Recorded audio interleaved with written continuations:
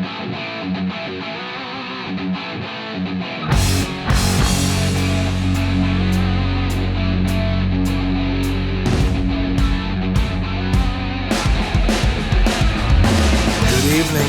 to the Pirates Fan Forum here on DK Pittsburgh Sports Podcast Network. I'm your host, Gary Morgan, all dressed up for the fall. I'm ready to go. It's cold in the house. I even had a fire going in the fireplace last night. And with me, as always, is my good friend and co-host, Jim Stamm. How you doing, my brother? Doing good, man. It's we're past hot girl summer. We are now in comfy boy fall, and you are you're leading the charge. So, oh, dude, my wife loves it. The pumpkin spice comes out, and like honestly, you start to see like almost orange and ginger streaks just form in her hair as the fall comes along. You know, like it just takes over. So, Jim, man, I think let's have a fun, lighthearted show today, huh? We've been getting deep in a lot of subjects. That's kind of the way our show tends to go. Let's leave this one punchy and airy, man. Let's have some fun. Sure, let's do it. Yeah, it's easy as Pirate fans. We get bogged down in the season-long slog. We're gonna try not to do that today. Yeah, let's have some fun. And before we get started with the topics today. Quick show announcement. Next week, we're going to have the Fort, Michael McHenry, on the show. And Jim and I have a litany of catcher-related questions we really want to get into with him. Whew. But anything that you guys would like to ask, please just drop them right in the comments below YouTube when you're done watching, or even right now. Send us a tweet, to either the show or Jim or I. We'll bookmark it. We'll make sure that we get as many of them asked and answered as we can. Obviously, I'll have an appropriate filter on them. But yeah, we'll have a direction which to filter these, because look, if you want to waste your time with some outrageous comment or question, go ahead, but that's probably not going to get on the show.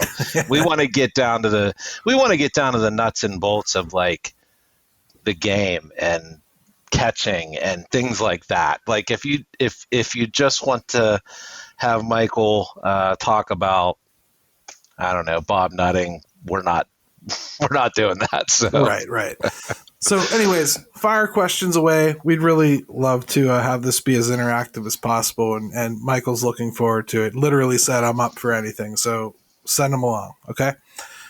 So Jim, let's get started here, man. The first thing up for grabs, I kind of was waiting to see if this story would die off as the week went on. I don't know that it has. Michael Chavis gets DFA'd for Miguel Andujar. And, we both had opinions on Miguel Andujar. Before that, we both had opinions on them DFAing Chavis.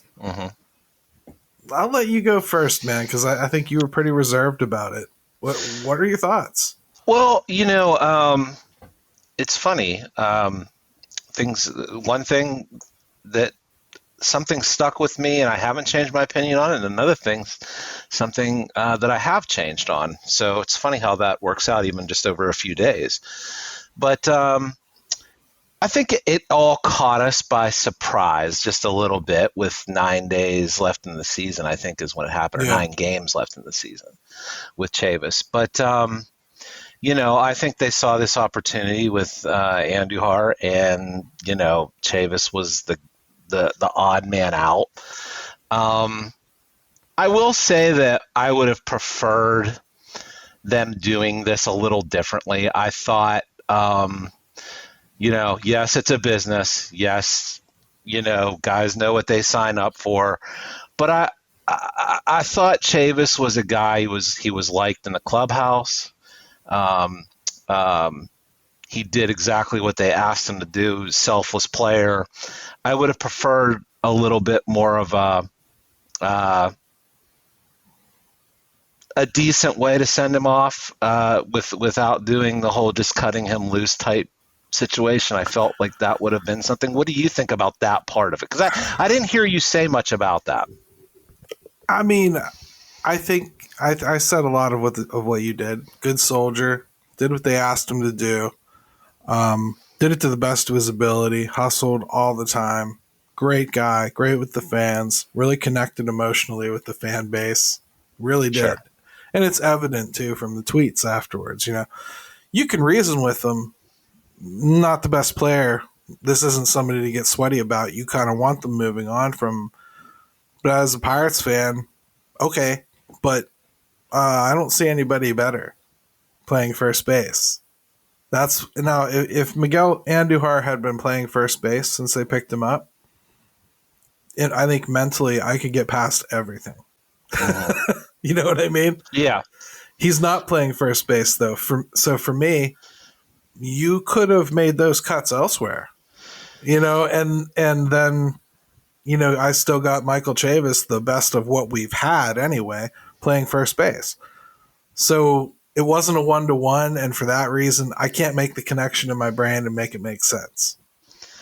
Yeah, and I even said from the beginning, I'm just going to be sentimental here more than anything. I like the fact that, sometimes if you don't treat players as completely disposable, I think in that clubhouse and just from a little bit of the feedback I got from people in general was that didn't sit well with them.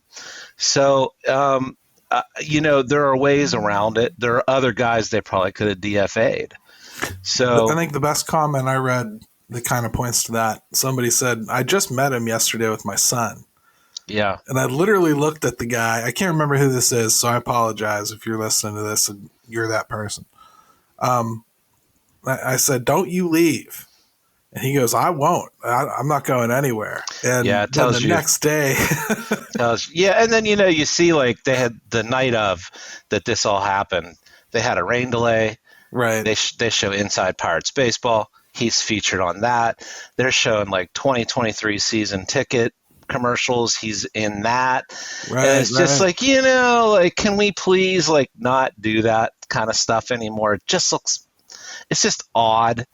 And I guess when it comes to Chavis, and I think Pirate Queen actually said this when she was on the episode, because you and I were both saying they do kind of need to upgrade that position and everything. And she was like, no, don't say that. Michael Chavis, I love Michael Chavis.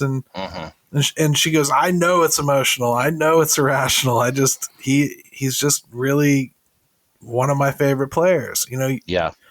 You do just emotionally connect with some of them despite their skill set. And sometimes it is the way they play. Yeah. I mean, first of all, he was a guy that always gave 100%. That's cliche, whatever, but he really did. And he selflessly went to a different position, and, that's to be commended. Now, the thing that I think kind of bothers me a little bit is, and I don't try to beat up on the announcers too much on the show, but when you are Greg Brown talked pretty glowingly all year about Michael Chavis, and yes, he did. Then it happened, and then barely a mention of it on the broadcast. And I'm just if you're going to talk about someone like that,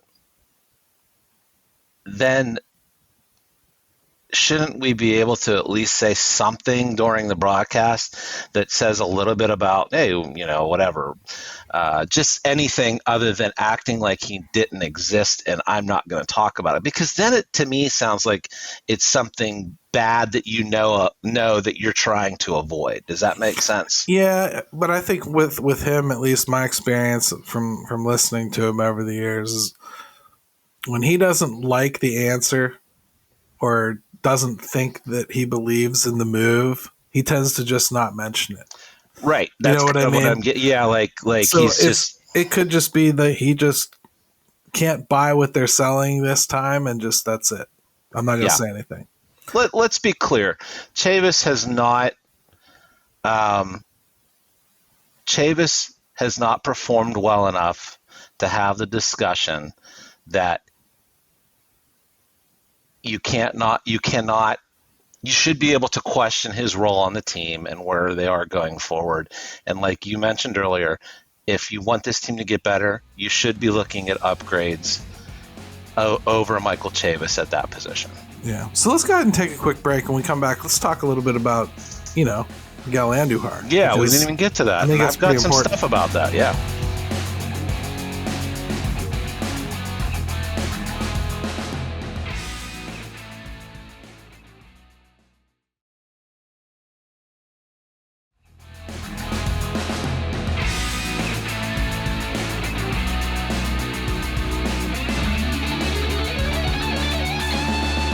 All right, welcome back to the Pirates Fan Forum here on DK Pittsburgh Sports Podcast Network. Jim and Gary with you, and we're going to pick up with the next part of that conversation, which is Miguel Andujar. I mean, I had an instant reaction on Twitter that was, I think, pretty negative, really. And for me, it wasn't about the player as much as it was about, I'm kind of just tired of this. If you want to upgrade something, upgrade it. Like, go out and buy it. I'm not saying that this guy won't work out. I'm just tired of the process, man. I'm just tired of seeing that. To me, like, go get somebody that's played more than 17 innings at first base. Let's not have an experiment. Yeah, I mean, well, we get very used to assuming that it's the same old type of waiver pickup, right? I mean, how many guys have we cycled through this year? And we'll talk about some of them maybe in another segment or something, but of just guy after guy after guy. And this isn't even this year. I mean, Pirate fans are used to this. Yeah. This is the part where I kind of did change my mindset on, which was even the other day, first having seen him, I remarked that, like, this guy looks like kind of not all that different than some of the things we see with guys, which is like big swing, pull heavy, always going to get his money's worth when he takes his swings, but holes in the swing, things of that nature. And he reminded me of Michael Chavis with a better body type. Yeah. So ironically, it was like, well, I've kind of seen this before. This is how these guys end up on different teams, right? Because this is the maybe the problem. And then, today, as we were getting ready to do the show, I started looking into him a little bit more, and there might be more to him than there's been with other pickups. We're talking about a guy who's 27, and he's been more injured than some of the other pickups we've had. He's been more injured than sucky. Yeah, like that has derailed him. Really the way to boil it down. Yeah, like that has derailed him as much, if not more, than some of the other things. And just going through that, I mean, in 2018, he exploded onto the scene with the Yankees.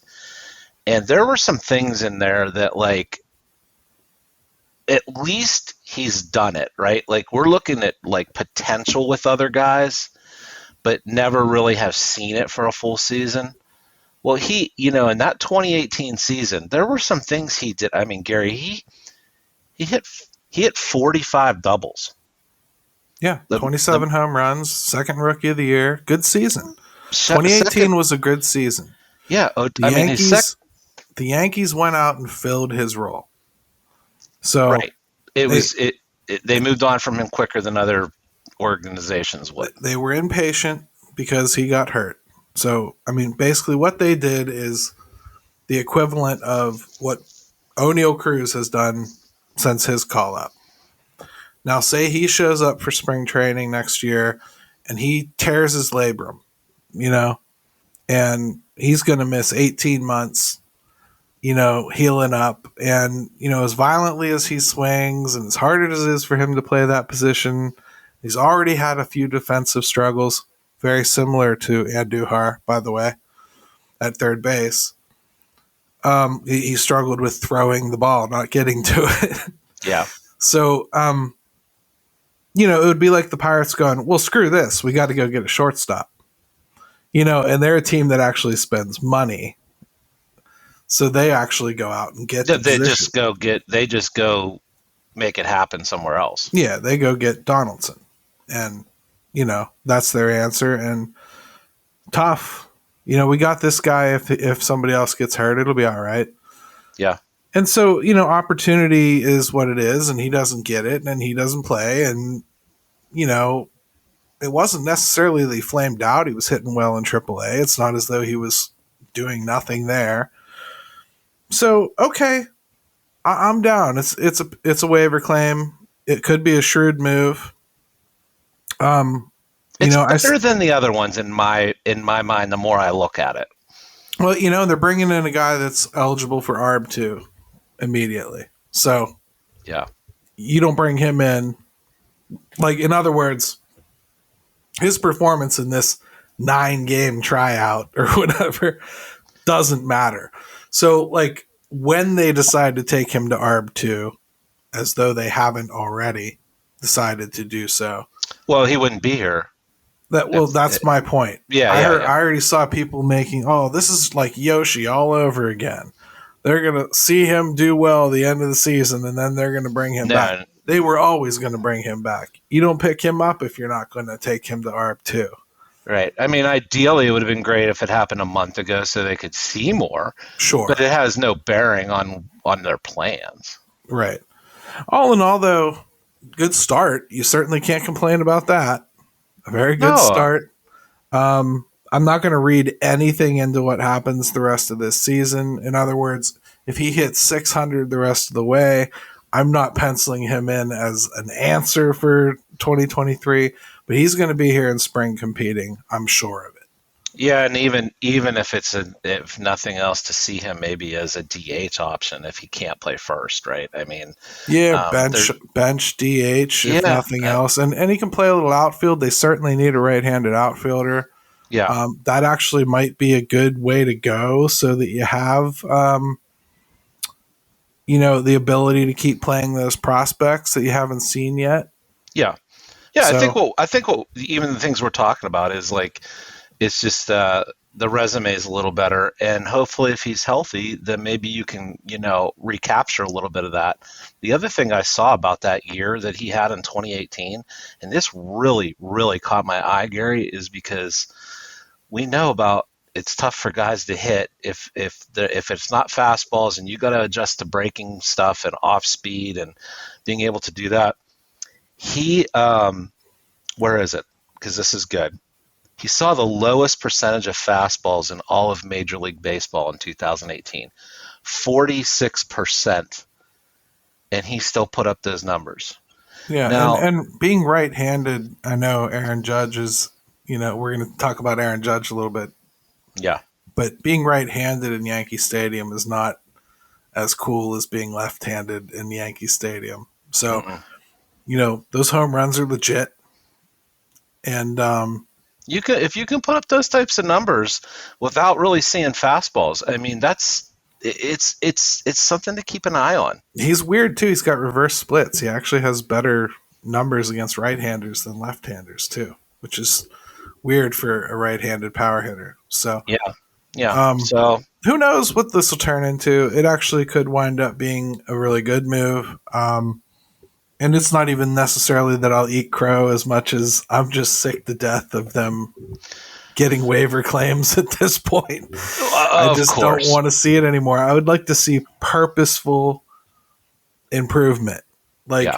I know this guy is going to give me this quality amount. I'm going to pay this much to bring him in, instead of I want to try out this talent and hope it works out. That's all I'm saying. Yeah, as a general rule, I'm sick of it. Because this is still a long shot. I mean, no matter what, It's still a long shot by standards. It's just a better long shot than some of the other ones, which that's not a hard bar to meet, quite honestly. Absolutely. So I think, Jim, we should probably talk about some national baseball news, because Aaron Judge, tied Roger Maris's record. Never heard of him, but go ahead. No matter what you think of the record controversy, and I think we should talk about that a little bit too. Mm-hmm. It's still an accomplishment, It's still, ties the most ever that a Yankee hit. That's always a big thing. And I don't know. What are your thoughts on that? Because some people are making a big deal out of it, like it is on the cusp of setting the record. Like they're just ignoring those other ones exist. I don't know how you do that when Major League Baseball acknowledges them. Yeah, it's funny. I guess I've been it doesn't bother me. I think like he's still going to have the AL mark. Like you said, they recognize Bonds, they recognize McGuire, they recognize Sosa, and those numbers that were put up in the National League. Until there's something that takes those off the books, then I'm not going to fight it. It's still an incredible accomplishment. I personally am much more impressed with him going after the Triple Crown. I think that to me is, hey, look, we're in an era where guys can hit home runs. There hasn't been one. They'll hit 207 to do it, but there hasn't been one that was even in the conversation really since Cabrera, right? Yeah, so like in today's day and age of selling out for power, and you're willing to hit 217 to hit 40 home runs. Yeah. Well, he's hitting. I know he went through a little stretch here, but he was up 317, 320, and he's still hitting the ball out of the ballpark at that rate. That's in today's day and age when the average is, Major League average is 230 something. It's an incredible season. One of the better seasons anybody's ever had, really. Yeah. So I guess that's what I've been focused on. What do you think about? I know this stuff tends to bore us a little bit because there's no real winner to this type of argument. But what do you think? I have some opinions on it. I think, like, to me, Major League Baseball answered this question. They have decided to accept Barry Bonds' number as the record, and there's no asterisk. And to me, the asterisk thing is the dumbest part of the conversation. It's either the record or it didn't count. If it didn't count, then it didn't count. I don't need to see some little mark there. They say it counts. So this is no conversation to me. I get irritated watching people fight about it. I really don't understand being angry like at the players that that set those marks. I was a kid at that time watching that happen. I didn't know what a steroid was. I just saw two hulking dudes hitting home runs, like in a seeming competition with each other for the better part of an entire season after I had just lost baseball for half a year. So they were absolute heroes to me. You know what I mean? Like absolute heroes to me. And by the time I realized what had happened, when all the hearings happened and whatnot, I don't know that it changed my opinion all that much. And Barry Bonds, man, I always had a propensity to root for him because he was literally my hero in my town. He made my team good. So I don't know, man. I don't hate the guys the way other people seem to. I don't respect what they did, but I don't hate them. No, then you get down into the slippery slope of like cheating in baseball has always gone on, and so what would you recognize as cheating that's not acceptable, but cheating that is? And so like, man, like you said, it just is. Barry Bonds to me is the greatest hitter I've ever seen live. So I really don't care if people want to recognize that. I already know that with my own eyes, I guess. So I think the Roger Maris Jr. parade has been a little bit strange. Of course he wants his dad. Of course he's going to side with his dad. That's seems a little bit silly to me. It feels to me if the record, the 61, was held by, somebody in Kansas City, this is probably not as big a scene. You know what I mean? Yeah. Like, it's a good question to ask. Yeah, I mean it's a Yankee record, and I don't know. I have mixed feelings about it. I'll tell you one thing I don't have a mixed feeling about though. Aaron Judge is a hell of a baseball player, and Yes. he is going to be the most wild free agent to watch this offseason. I think the Yankees have to make it happen, right? They have to. You would think if his intentions are to re-sign there, they're going to have to make him an offer that he can't refuse because he's certainly going to have all the options. The scariest thing is he's 30 years old. So somebody is either going to pay him a ridiculous amount per year. Yeah. Or somebody is going to decide that they're going to be paying this guy till he's 42. Right. And we know what a player like that is going to look like at 42. Cuz Detroit's watching it right now. Well, and we were watching with Pujols till he found this mini fountain of youth, right? I mean, that's been rough to watch until this year. Yeah. It's funny we don't ask questions about any of that, huh? That sudden resurgence where everything's coming together. Maybe we never learn in baseball. Maybe we get very caught up in it and then look years down the road and go, maybe we should have looked at that a little bit closer. But yeah, I mean, and I have no right to accuse him, and I haven't heard anything, and I'm not accusing him. I'm just saying, like, if we're going to question every single number that's ever been laid, I think you start getting into some uncomfortable questions about anything good that happens. Sure. And speaking of good, I mean, I like Aaron Judge. He seems like a good guy. I watched him pretty intently out in center field at PNC Park for a game that I was there and literally was sitting right on top of him in center field, and how much he paid attention to the kids and would catch with the kids in between innings, as he's warming up, and like acknowledged them and would like, point at the kid after they were done catching. And like, he seems like a dude that gets it. I'm glad it's him. I will say that much. Right. I hope that every once in a while he walks past Anthony Rizzo and kicks him in the shin, though. That would make it even better because I still want to kick the smug look off of Anthony Rizzo's face every time I see him. Yes. But, hey, let's take another break. And when we come back, let's do the Pirates Fan Forum Pittsburgh Pirates Season Awards. I think it's time. Let's do it.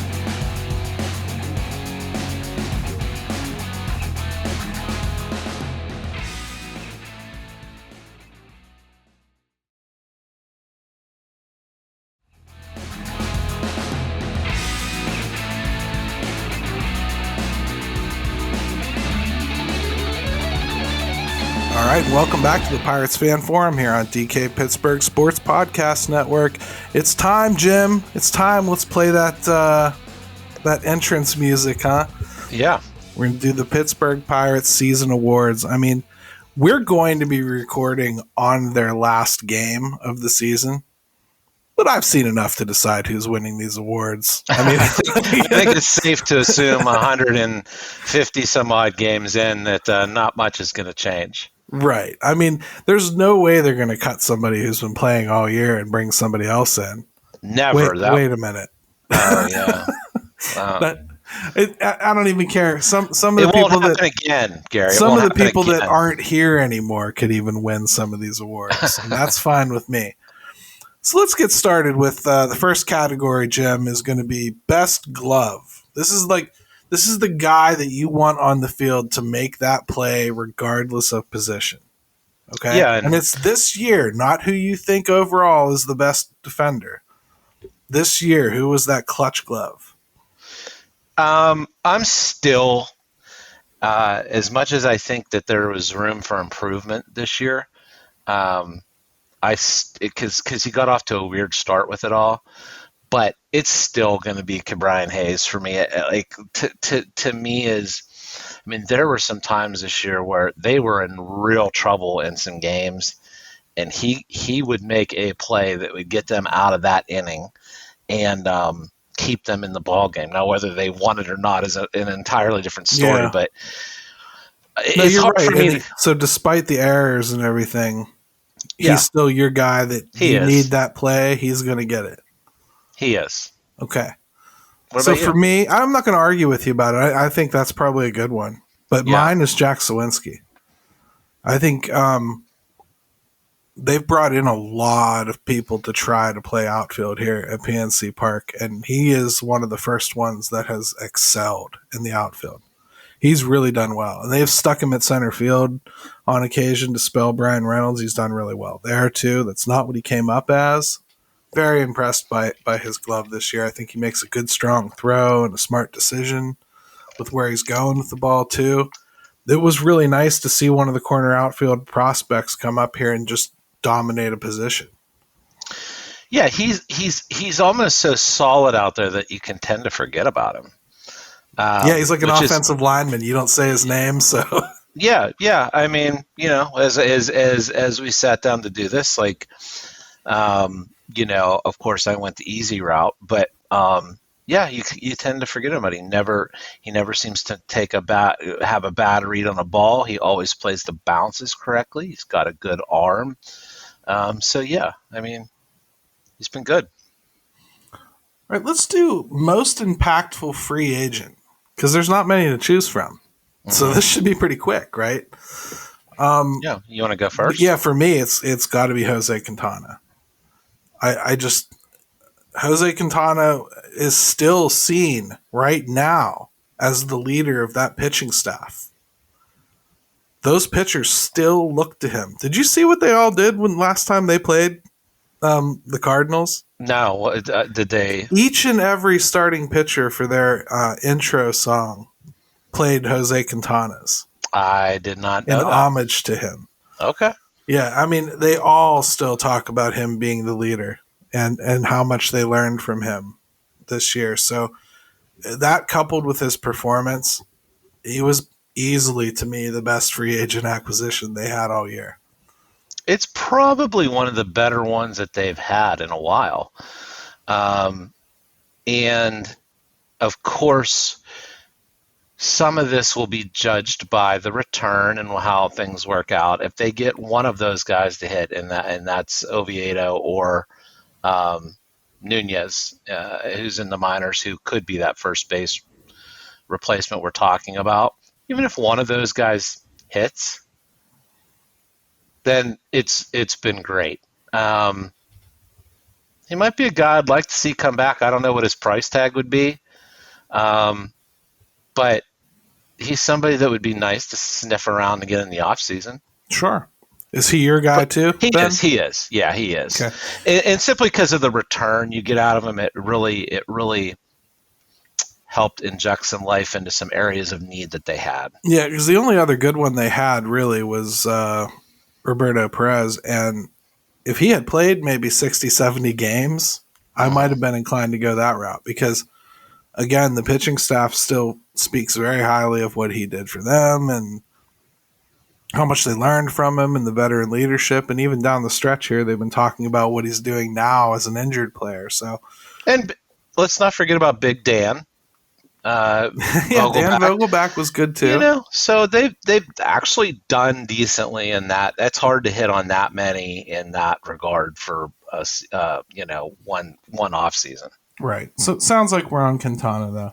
Mm-hmm. Let's say worst player they tried out this year, and this could be anybody. I don't care how many games they've played. Yeah. I don't care what position. Even if they pitched. Who was the worst that they tried out this year? Let me go through my list here. You only get one. It's an award. This isn't going to be a common guy. Yes, I know. You're forcing me to pick. I am going to go with look. We have some truly awful people to pick from here. performance-wise. I'm just gonna go with Yoshi. Like, Yeah. yeah, like only because like of the expectations or the hope that was attached with him. You know, nobody is counting on the um, uh, Jose Godoys of the world or the Van Meters of doing anything. There was some hope attached to Yoshi, and man, he just bombed out. Like, Well, I'm not so attaching hope to mine. I was literally just shooting for like the most desperate, yeah, you know, the dumpsteriest of all dumpster dives. I'm going Kevin Padlow. I didn't understand it at the time. I didn't did he ever understand it. did he even get a hit? I don't know. I just know that I never understood his existence. So, And I summed him up watching him as, look, he looked like a guy you would hire to be in a baseball movie as one of the extras in the background. yeah, Like kind of looked like he could play, but like yeah, so like that's who he reminded me of. I love it. All right, let's do a juicy one here. How about Rookie of the Year? There's stiff competition because there's an awful lot of rookies. Mm-hmm. I guess it's only fair if it's me first this time. I think it's hard to go against Cruz, but I think I'm going to go with Contreras. I think Roansy Contreras, to me, had so few hiccups all year in every opportunity that he was given. He just really didn't do anything to shake your confidence that he was going to be a good player. He just immediately gave that air that he knew what he was doing. Like he had his feet under him and he was ready to contribute from the get-go. Yeah, that's the difference. I went with Cruz, by the way. Dude, I mean, how could you not? I'm trying to be edgy for no, God's sake. No, but the one thing you are pointing out, which is true, because you can't say this about Cruz, is that Contreras always looked the part from day one. Yeah. Is what you're trying to say, which is like there has not really been the ups and downs. Even when he had a day where he didn't have his best stuff, he still found ways to do it. And I mean, like, you know, it just looked like he belonged from day one. And like you said, there was no worry there. No, just surprising. We'll do a little talking about your pick though, because O'Neal Cruz deserves his due, man. Yeah, I mean, to me, you know, you get a guy up. I mean, I think he's got 17 home runs, 9 or 10 stolen bases. Put him at the top of the lineup. He's flashed the glove, needs to improve there. Everyone knows that. You know, that's still a point where he needs to really improve. Absolutely. But just seeing the experience start to pay off, the game slowing down for him a little bit here at the last month of the season, taking the ball the other way a little bit.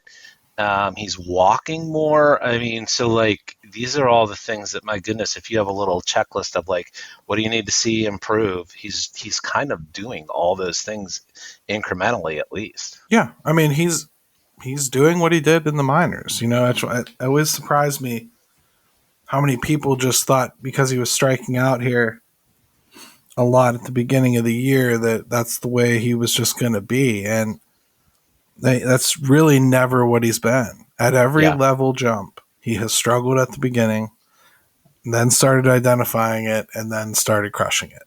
Yeah, he barrels the ball. I mean, for a guy, that's what he's done here. For a guy that slings as hard as he does, he puts the barrel on the baseball, and I mean, so yeah. Like Neil Walker said the other day on the broadcast, he goes, you know, for as long as he is, he has a really short and compact swing. Mm-hmm. So, you know, I honestly think you know, you never know how well he's going to complete his development. But I'll be blunt: as good as he is, he's not close to his ceiling. Not yet. Yeah, we just don't know how much. Is It's really what it comes frightening down how to. good Yeah. he could be. You know what I mean? Definitely. So we'll We see just don't know where it'll end up, but there's plenty of room to go. Yeah, but like I said, Rookie of the Year was a strong competition for this one because, Mm-hmm. you know, of course. What Let's else? go with player who regressed the most.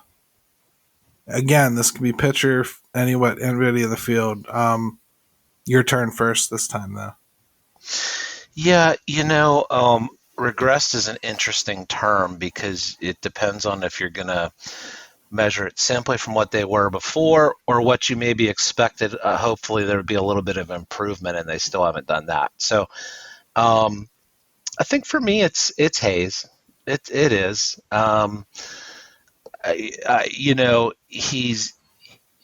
His numbers overall are down, even off his career marks, and even those weren't great. And I think Yeah, we were hoping the opposite, or at least I was, that okay, he doesn't have to be a 280 hitter with 20 home runs, but I want to right. see that jump where he's moving toward that, and he's actually kind of regressed a little bit. And Well, he's they mine need him. too. He's mine too, Jim. I Okay. mean, like, we might as well chat together about it because, again, I don't think he's turned into a bad player. Like, you just named him the glove. You know, Mm-hmm. he is. He's still playing great defense for the most part. And he still is hitting the ball hard when he gets a hold of it. There's just something off. You know, something's not right.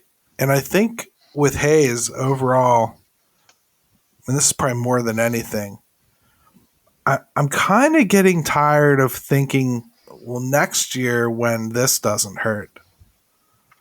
You know, and this will be the second year in a row that I'm going, okay, well, when he gets to spring and his back's better.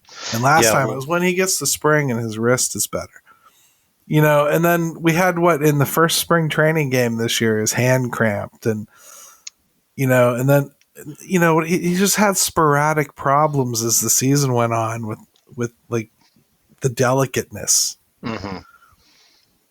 I don't know, man. Yeah, That's you worry about that stuff long term. you definitely hope for more from him, and I definitely do think he took a step back both with the glove and at the plate this year. Mm-hmm. And here's one area where I thought, like, okay, look, maybe he'll never be the offensive hitter that we want him to be, but I think he's hitting in the 230s this year with runners in scoring position. If you're not going to do anything much at the plate, be better when it matters and be able to drive in some runs or be, quote unquote, whatever you want to call it, clutch or whatever. But we need more out of that. This offense cannot sustain that kind of performance out of Brian Hayes. Right. And we're obviously going to end up talking a lot about him into the offseason here. Sure. Okay. Flip side of the coin. Who has improved the most? So you have to, again, have seen them play to know that they've improved the most, right? Right. So for me, this one's crystal clear. Mm-hmm. Mitch Keller. There's just nobody that has improved as much as Mitch Keller this year. I have someone different, but yeah. From start to finish. There was a time, even maybe as much as 5 weeks into this season, where I honestly thought Mitch Keller was pitching in his last season as a Pittsburgh Pirate. They were going to have to give up on him after this year. And then about 7 weeks in, after getting sent to the bullpen, he's the ace. It's hard to argue. I'm going to try. I'm going to try to argue with you. But we'll have at it, man. I went with Rodolfo Castro. Okay. Because I went from a guy that I was like kind of seeing as like fringy utility type dude to now thinking like, is there 20 home run, 25 home run power from him at second base? Yeah. Like, I mean, he's shown, his at bats are always good. He's never really overmatched. So I'm looking at that. He's got some power, and I just, man, he really has made me consider him in a totally different light. And quite frankly, I think changes so many things about what this team might be able to do in the middle of the infield. Yeah, he definitely raises some questions, doesn't he? I mean, Yeah, it's tantalizing what he's done since he's been back this I'm year. going to tell you something else too, Jim. And there's another conversation we'll be having if certain things continue. What's that? That kid is not that far behind Brian Hayes as far as good third basemen go. Yeah, well, that could come in handy. Well, if he's hitting the way he is, at some point, no matter how long Brian Hayes is signed for, what does that do? You want power at the corners, man, and I don't think you're ever going to get the kind of power out of Hayes that. And if you're not going to have it at first base either, you're going to have to get it somewhere. And not everybody can DH. Not everybody can play second base. You know, there's going to be some interesting conversations as we keep going. Yeah, the Castro's a good one for this, man. Yeah, I mean, like, I was down to Keller and Castro. I went with Castro just because, like, it's hard to argue with Keller.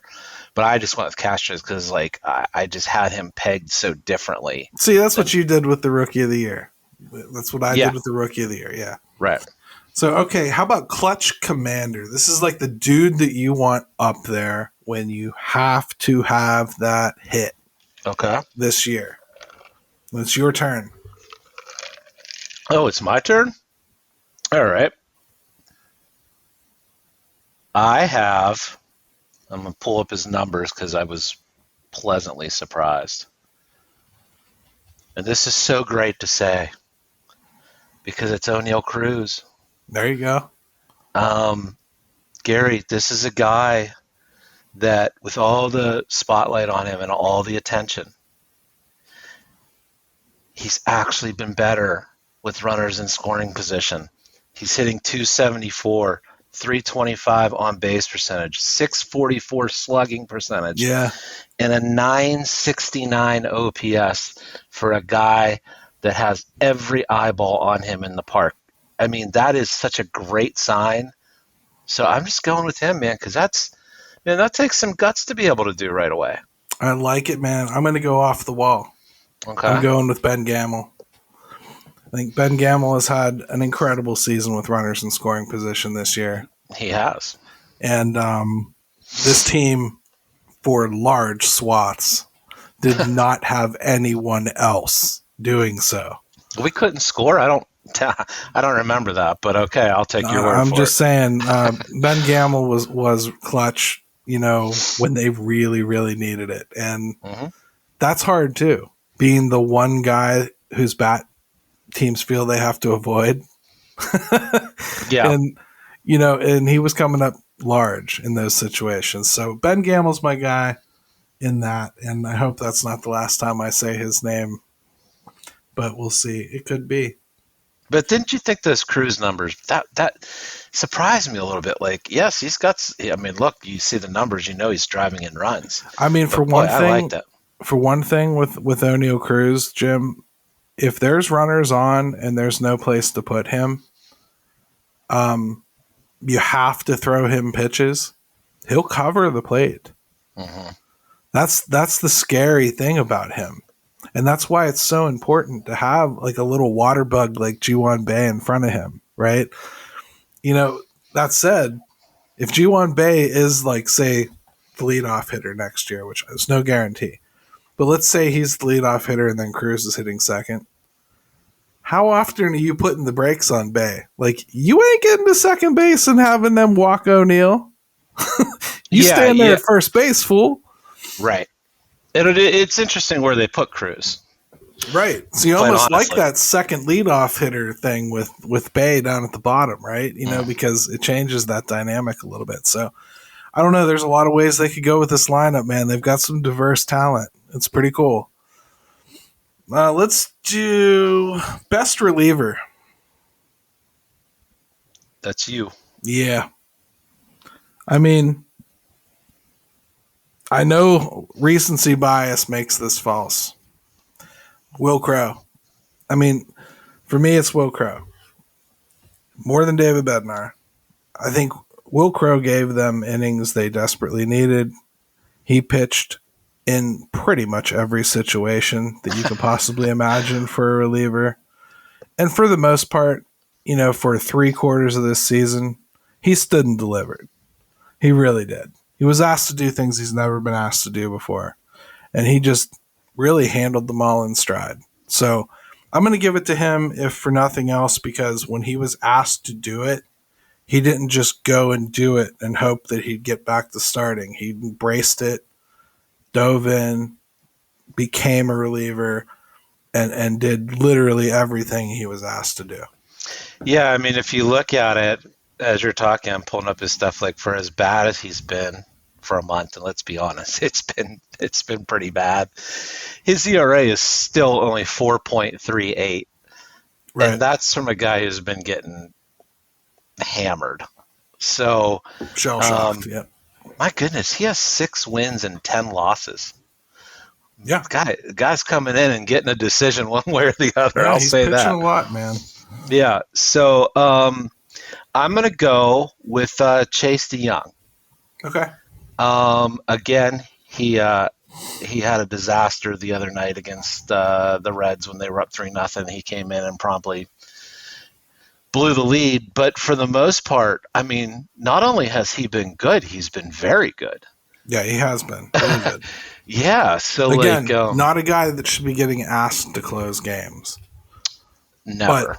But he's really, really pitched well. He's a good call, Jim. For real. Yeah, and especially whenever they've had so much go wrong. Yeah. He's really kind of been a savior. So yeah, he is my guy in the bullpen. Right. Love it, brother. Let me just say, 2.61 ERA and a 1.09 WHIP. Yeah, he's no joke good. He's been damn good. Yeah. Let's do the biggest positive surprise this year. Biggest positive surprise. Who would I put in that category? You want me to go first? Yeah, go ahead. Ortiz. Definitely did not see Luis Ortiz going from single A to the majors this year, let alone doing what he's done in the majors this year. Mm-hmm. I mean, he's been ridiculous, Gary. I'm in love with Luis Ortiz, Gary, and I don't care who knows it. It's like, I mean, that's I want to put that on a shirt. Well, let's do negative surprise then. It sounds like you agree with Ortiz. I do. Just simply, I mean, have you ever been this impressed with a guy in this short of a time span? I haven't. Right. As far as negative, I probably will go. I'll probably go with Bryce Wilson, only because, when we got him from the Braves, I just was hoping there was so much more there. And he came out the other day and pitched really well against the Reds. So that's the disclaimer. But I just don't know what the future holds for him. I really was hoping there was more there. I'll go with Yoshi. Not that I expected Yoshi to be great, but I didn't expect Yoshi to be god awful. And he was god awful. So that was my biggest negative surprise. I thought Yoshi was a good chance like a 200 slap hitter. It was the weirdest thing. Maybe 200. It was the weirdest thing ever. I thought he would suck, but he was like, John Kruk turned into a bunner. You know what it was great. Weird. It was weird. Yeah. All right, time to wrap this up. Let's do best with the media.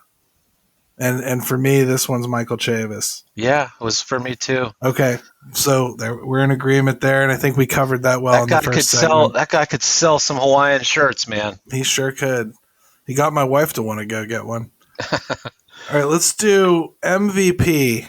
This is always the finisher. Yeah. MVP. For me, Brian Reynolds. He fought through it this year. I mean, he just fought through it. Nothing was working for him. I don't think that he responded well to the coaching. I don't think he was happy with his surroundings. I don't think he enjoyed being on a losing team again. In fact, I know that. It's got to be wearing on him. But he still put up a good season. The average isn't where he wants it, but he fought through it, man. He put up some good numbers, and I'm sure next year runners in scoring position is going to be his focus in life. Yeah, I mean, he struggled with that, especially early on. This is a guy that would have hit 30 home runs this year had he not been hurt. You take the little bit he missed some games with the oblique and paternity leave. So he is now a guy you can legitimately say 25, 30 home runs. Yeah. And he's played good defense all year. Yeah, it'd be nice to probably be able to shift him to left. But I don't know. I don't know if he's going to want to do that. Like I told people the other day, like somebody asked me, would they ever shift him to corner outfield? And I said, my answer is pretty jaded, but my answer is, I think, accurate too.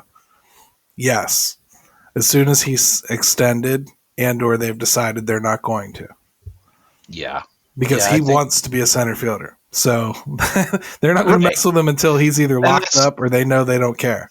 And that's why I hesitated, because I know that that's his preference. And when you play center field, that's where you want to stay. Sure. I mean, that's just I think that's accurate too. He's my MVP. All right, let's finish with a couple fan related ones, because I just think they've been involved with the show the whole time, so we should acknowledge them too. They've stuck through this whole season. So let's start with the most passionate fan award. You want to go first, or you want me to? Go ahead. I'm going to go Pirate Queen Banshee. I mean, dude, they were at, like, I feel like 3/4 of the game standing there in full dress and makeup, waving those flags. Yeah. She's positive, but not silly positive. Just, understands the shortcomings of the team, but somehow puts rays of sunshine on it anyway. She's just total team spirit, man. I got to be honest, she make me smile when I'm at the games. I look over and see that flag, and it's nice to see, man. It's incredible too. Even in the crappy weather, they're out there. It's not pleasant. No one's at the game. They're still there. But we've got, how many people on Twitter, that we talk to so regularly about this team, whether it's Nick has stuck around Camuso. Yeah, Nick Camuso. We've got Hammer and Hank. We've got Rich Thompson. We've got Jay, who's been on here for our Call Your Shots, and James, James, so Doug, many of them. Doug, Dave, Doug,